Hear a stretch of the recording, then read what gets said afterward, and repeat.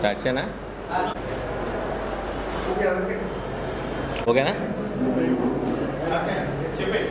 Sir print and electronic media వాళ్ళందరికీ start చేయండి.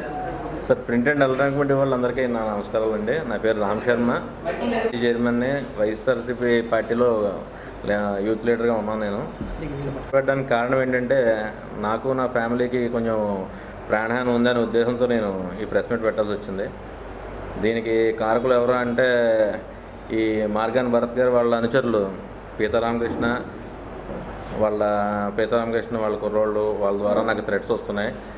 నాకు నా కుటుంబానికి నేను లేని సమయంలో నా ఫ్యామిలీ మా తల్లిదండ్రుల దగ్గరికి వెళ్ళి వాళ్ళు అసభ్యంగా ప్రవర్తించి అక్కడికి వెళ్ళి మందు తాగి వాళ్ళ ఇంట్లో కూర్చుని వ్యభిచారం చేయండి ఇవి చేయండి అని చెప్పని నానా రకాలుగా ఒక బ్రాహ్మణులు వాళ్ళకి ఏ పాపం తెలియదు, వాళ్ళని ఇబ్బంది పెట్టి బాధ పెట్టారు. దీనికి కారణం ఏంటంటే ఫస్ట్ పీతారామకృష్ణ అనే వ్యక్తి దగ్గర నేను డబ్బులు తీసుకున్నా. ఆ డబ్బులు తీసుకున్న దానికి నేను ఇవ్వలేకపోవడం వల్ల అతను ఇంటికి వెళ్ళడం, ఆ ఇంటికి వెళ్ళి వాళ్ళతో ప్రవర్తించే తీరు ఇలాగా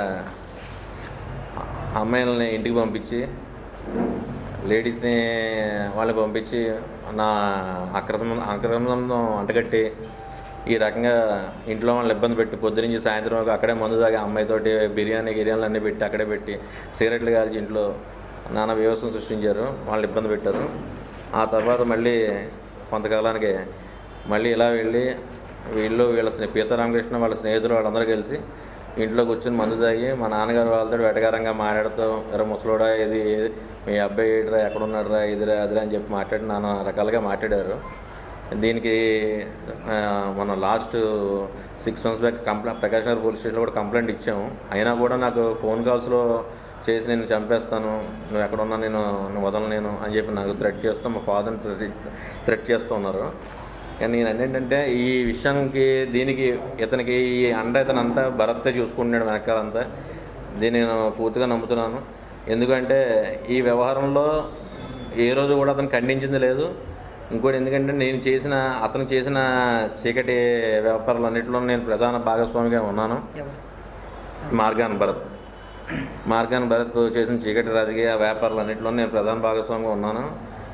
ముఖ్యంగా నేను అందులో కొన్ని విషయాలు చెప్తాను మీకు. నేను ప్రధానంగా ఏంటంటే నేను పార్టీకి కానీ నాకు వచ్చే సందేహం ఏంటంటే బాధ ఏంటంటే పార్టీకి కానీ వ్యక్తిగతంగా మార్గాన్ భరత్కి కానీ నేను చేసిన అన్యాయం ఏంటో నాకు అర్థం కావట్లేదు. నేను అంతా ఒంటి చేత్తో నా వంతు నేను కృషి చేసి మోసాను, అన్నీ చేశాను. కానీ ఏంటంటే అతని వైపు నుంచి నాకు ఎటువంటి ప్రోత్సాహం సహకారం లేదు, కనీసం మాట సాయం కూడా లేదు. ఆఖరికి నా తల్లిదండ్రులు అంత ఇబ్బంది పెట్టినా కూడా అతను ఖండించిన పాపం లేదు ఎక్కడ కూడా. ఏంటంటే నేను బాధపడేది పార్టీలో నేను ప్రముఖులందరినీ జాయిన్ చేశాను. పార్టీలో అయ్యో ప్రవీణ్ చౌదరి అనుకోండి, రామ్ సైఫ్ అయిన యనమూరి ప్రదీప్ అనుకోండి, అబ్దుల్లా మైనారిటీ లీడర్ అబ్దుల్లా అనుకోండి, అలా చాలామంది నేను జాయిన్ చేశాను. మింది నాగేంద్ర, డబ్బింగ్ రమేష్ ఇలాంటి వాళ్ళని అందరినీ జాయిన్ చేసిన పార్టీలో తీసుకొచ్చాను. వాళ్ళని పార్టీలో కొంతమంది ఆల్రెడీ క్యాడర్ లేకపోతే క్యాడర్ నాకు బలోపేతం చేయాలి అంటే అది కూడా చేసి పెట్టాను, అన్నీ చేశాను. చేసిన వాళ్ళని చూసుకున్నది లేదు, వాళ్ళకి దారి చూపించింది లేదు. నాకైతే నన్ను నట్టేయడం ఉంచింది. ఈరోజు నేను అప్పుల పాలు కావడం కారణం కూడా ముఖ్యంగా ఇతను చేసిన వ్యవహారాలకి, ఇతను చేసిన కార్యక్రమాలకి నేను ఖర్చు పెట్టి అంతా ఒంటి ఎత్త నేను మోసాను. మిథున్ రెడ్డి రానివ్వండి, సుబ్బారెడ్డి గారు రానివ్వండి, ఇంకోళ్ళు రానివ్వండి, ర్యాలీలని భోజనాలు అని చెప్పేసి ఇవని చెప్పి అన్ని కార్యక్రమాలకి నేనే ఖర్చు పెట్టి ఈరోజు నేను కోటిన్నర అప్పుల పాలు అయిపోయి ఉన్నాను నేను. దీనికి ముఖ్యంగా ఏంట్రా అంటే ఇతను చేసిన పనులకి ఈరోజు నేను చాలా నరకేతం పడుతూ స్విగ్గీ డెలివరీ బాయ్ కింద నేను ఎక్కడో మూల పని చేసుకుంటున్నాను నేను ఈరోజు.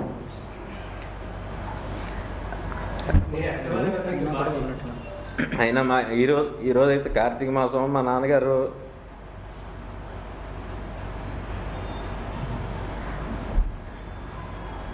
పుష్కరాల రోజు ఇక్కడ పౌరుత్యం చేస్తున్నారు ఆయన. ఈరోజు ఆయన స్టిల్ నవ్వు కూడా ఈరోజు ఈ పరిస్థితి కారణం ఏంటంటే పూర్తిగా మార్గాన్ భరత్ అని నేను అంటున్నా. డైరెక్ట్గా చెప్తున్నాను, మార్గాన్ భరత్ దీనికి కారణం. ఓపెన్గా చెప్తున్నా. 1 minute. నేను చెప్పదలుచుకున్నది ఏంటంటే ఈయన ఈరోజు ప్రెస్ మీట్లు పెట్టి చాలా ఉత్తముడి కింద, చాలా మంచివాడి కింద మాట్లాడుతున్నాడు కదా. ఇతను చేసిన కార్యక్రమాలు కొన్ని విషయాలు చెప్తాను మీకు. నేను ముఖ్యంగా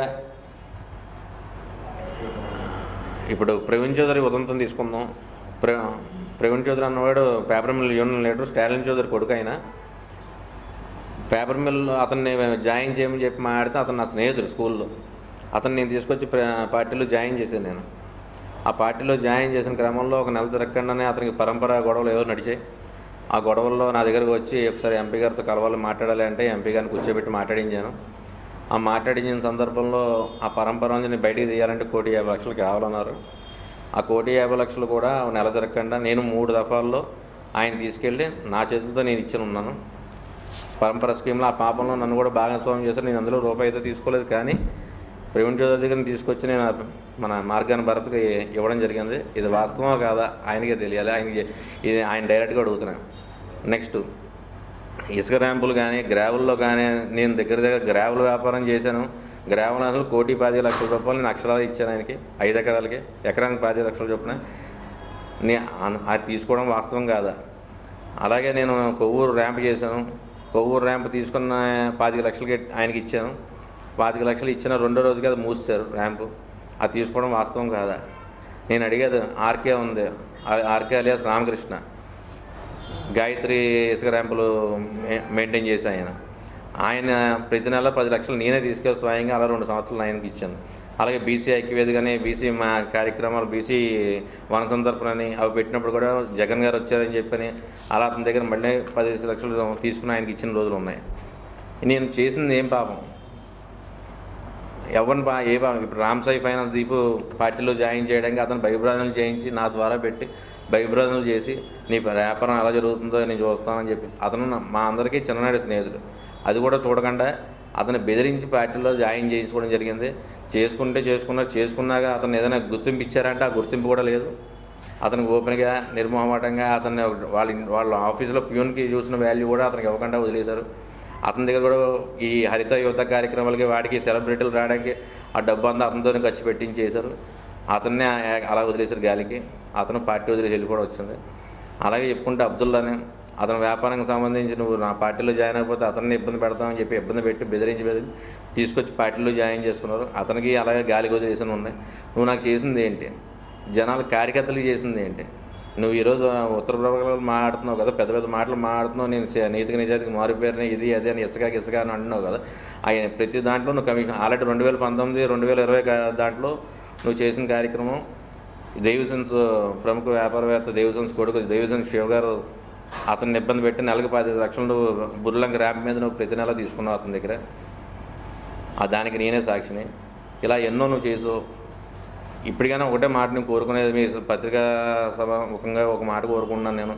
ఇప్పటికైనా కార్యకర్తల్లో చూడండి, నాకు కానీ నా కుటుంబానికి కానీ ఎటువంటి ఇబ్బంది కలిగినా ఎటువంటి ఏదైనా జరిగినా దీనికి పూర్తి బాధ్యత మార్గాని భరత్ అండ్ పీతా రామకృష్ణ వాళ్ళ అనుచరులు అని చెప్పి నేను సభాముఖంగా చెప్తున్నాను.